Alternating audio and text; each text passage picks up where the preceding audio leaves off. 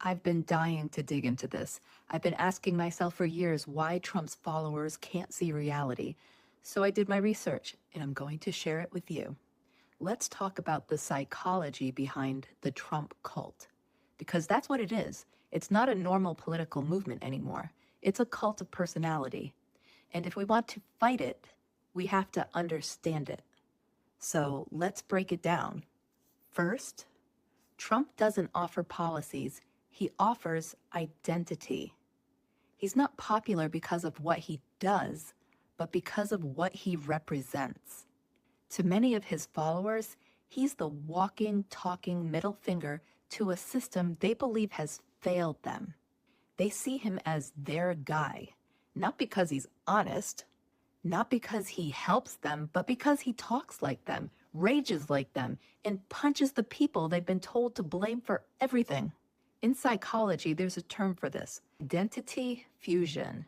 It's when your personal identity becomes fused with your group or leader. That's why criticism of Trump feels like a personal attack to his supporters. It's not just he's being criticized, it's I'm being criticized. Second, he offers revenge, not solutions. He doesn't promise to fix healthcare or raise wages or protect your rights. He promises to go after them.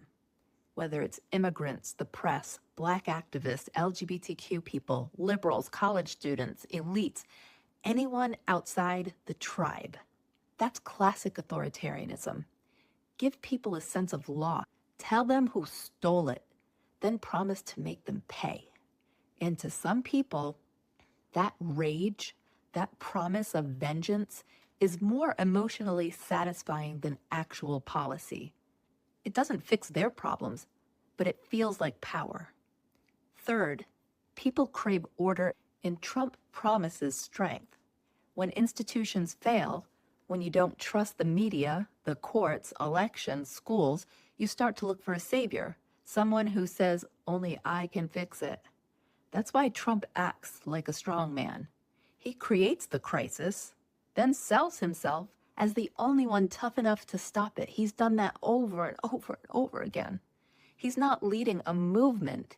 He's leading a dependency. Fourth, his followers are trapped in an information bubble.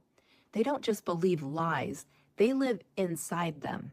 Fox News, MAGA influencers, far-right churches, Trump's own app, Truth Social, it's a closed-loop ecosystem that tells them every day, the elites hate you, the media lies, only Trump tells the truth. This is called epistemic closure, when you no longer accept any outside information. It's cult logic. If Trump says it, it's true.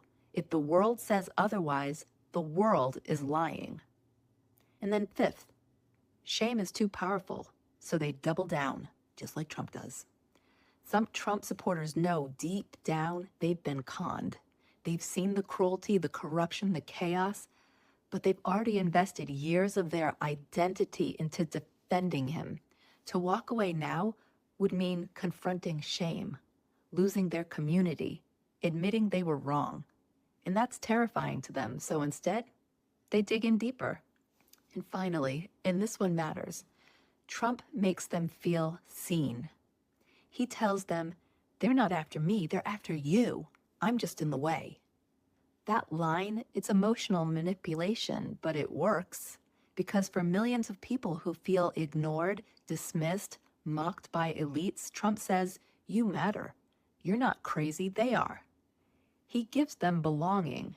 And in a country where loneliness is rising and inequality is everywhere, belonging is everything. So when people ask, why do people love him? Why would they follow him off a cliff?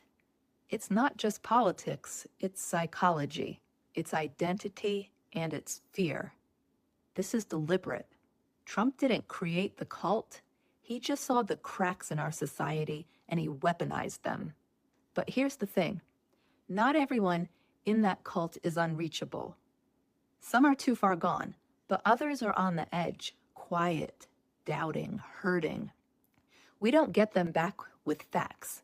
We get them back by offering something Trump never will: real community, real care and real solutions, because people don't join cults when they're happy and secure. They join when they're scared, isolated, and desperate for meaning. So here's your call to action.